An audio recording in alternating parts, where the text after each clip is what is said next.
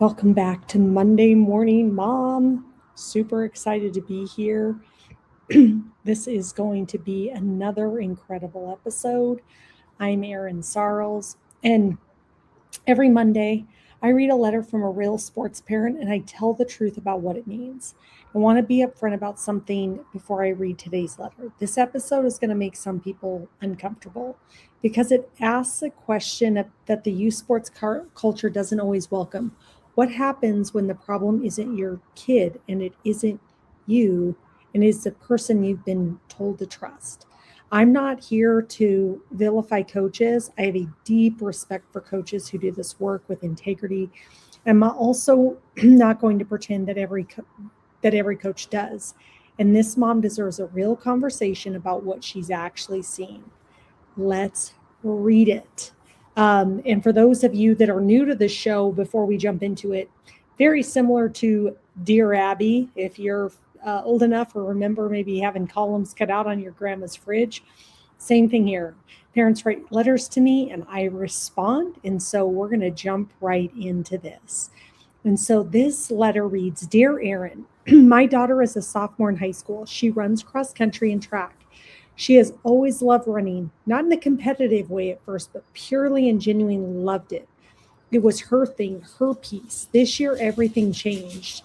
She has a new coach. He's results driven in a way I've never seen up close before. Double sessions, brutal mileage increases, public callouts when times are where he wants them.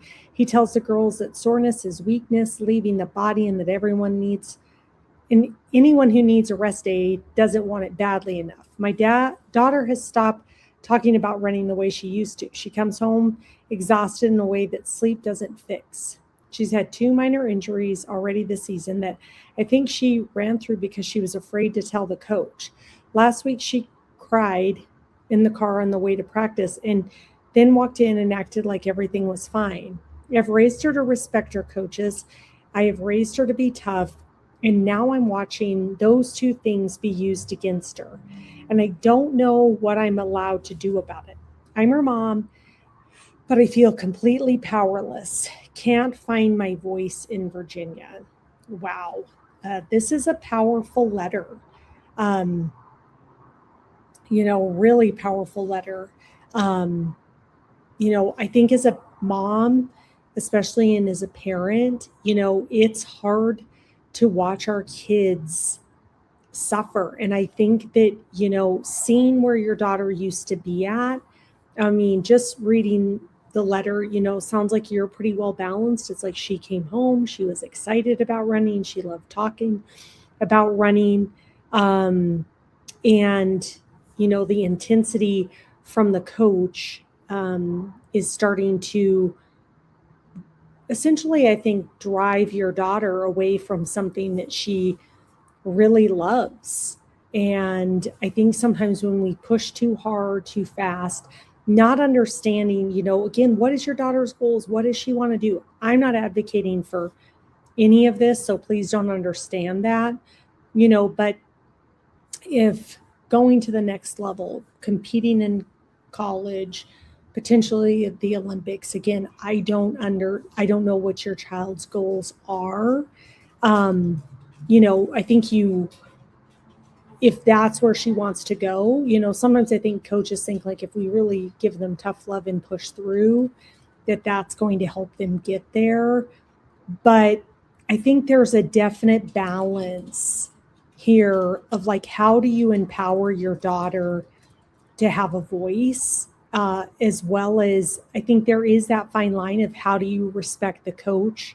But when the coach starts to take the fire and the passion and the burn out of your child's sails for something that she loves, that's, I think, where we as the adults, as parents, I think have the opportunity to step in because as a sophomore, 15, 16 years old, she should be enjoying this. She should be loving it. You want her to show up to practice loving what she's doing, not, oh my God, like I hate this, crying in the car and then having to get out and, kind of wipe the tears dry and act like nothing's wrong. We're in those moments, we're not teaching our kids to be in their truth. And being in their truth is trusting what they know, trusting what they feel. It's one thing to go, okay, I really want this. This is tough and I have to push through this. I'm coachable and want to listen. But when the degradation, when the injuries start to set in, when they start, the kids know there's more going on than what they're ever verbally going to be saying. Just like we've all been there, maybe with a boss or something where it's like we're pushing through and it's like I'm actually dimming my light, lowering my vibration to fit in, to go along because of authority. And I think that's where we have such an opportunity to, I think, change and empower the next generation, to empower our kids. I can relate to this. I'm sure you can relate to this as a parent. We kind of teach them to kind of go along and not speak up, but not being in our truth, being a people pleaser, doing things to keep the peace, to make sure the water's calm. Those are not things that we should be teaching our kids. We should be teaching our kids how to be advocates for themselves, to say, no, I don't like that.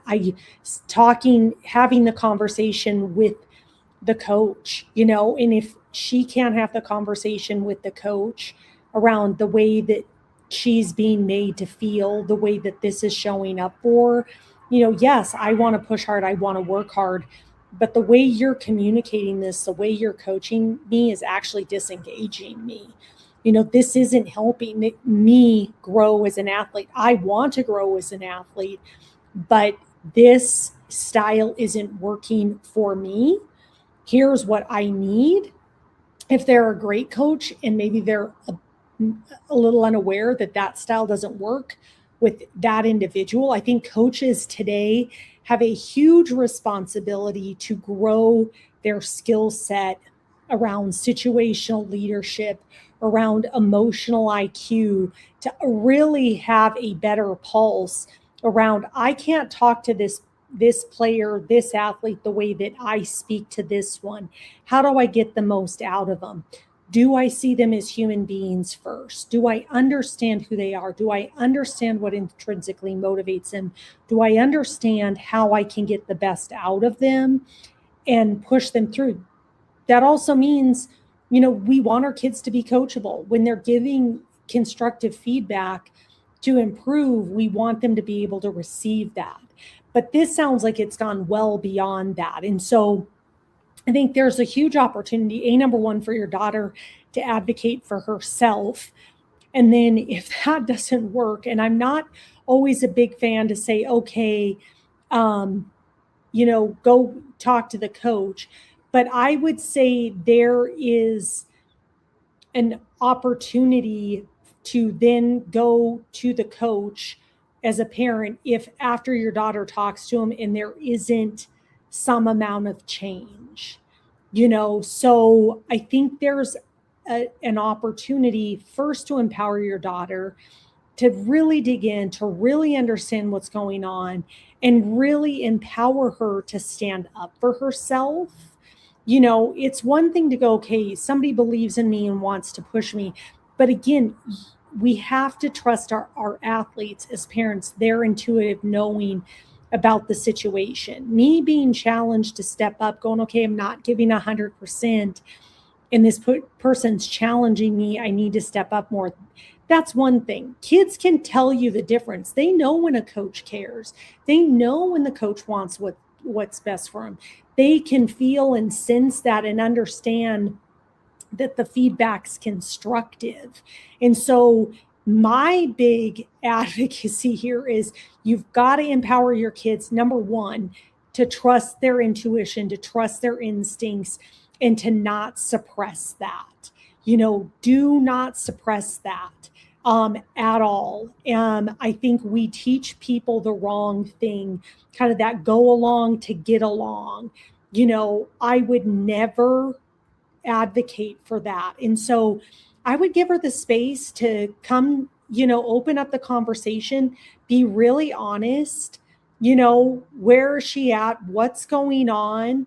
I mean, obviously, document and watch your observations, empower her to have a conversation with that coach, and see where that goes. And then if none of those things are working, nothing's changing, then you've got to go to the coach and then potentially escalate it from there if the situation's not getting resolved. You do have to be an advocate for your child in situations like this. And you do have a responsibility to show your child, like, A, trust your intuition, B, you got to stick up for yourself and ask for what you want. And thirdly, like, if there isn't change, then there's different recourse and action that needs to be taken. But the worst thing we can teach our kids is to suppress that intuitive knowing, to go along to get along, to people please. None of that is going to enhance their ability to be successful in life. And so take this opportunity, be an advocate for them, and stand up for who they are.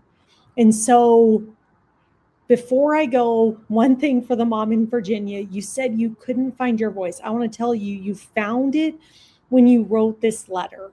You found it when you paid attention. You found it when you refused to look away from what you were seeing when the culture around you was telling you to trust the process and stay in your lane. Your voice is there.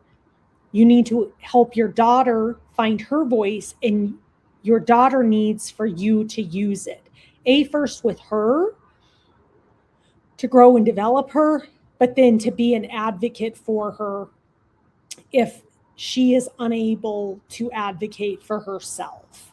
And so start with her tonight in the kitchen, at the dinner table, sitting on the edge of her bed. Just let her know that you see her, that you're there as her mom, unequivocally supporting her, and that you want to help her find her love of running again.